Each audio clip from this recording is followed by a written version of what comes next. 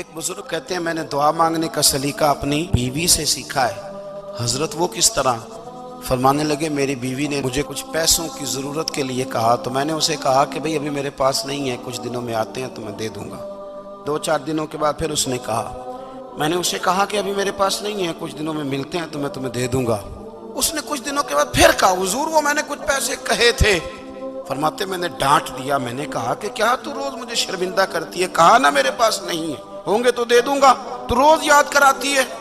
मुझे कहने लगी आपने डांट दिया, मैंने सह लिया, पर आप ही मेरे शौहर हैं, बताएं ना, आपसे न कहूं तो मैं किससे जाके कहूं। फरमाते मैं रो पड़ा तो मुझे कहने लगी आपको क्या हुआ? मैंने कहा मुझे भी दुआ मांगनी आ गई है। जब मैं उसे कहूंगा ना अल्लाह तू ही मेरा रब है, मैं तुझसे न कहूं तो मैं किससे जाके कहूं। जब मैं इस रंग में मांगूंगा तो मेरा रब मेरे ऊपर बड़ा ही फजल फरमाएगा।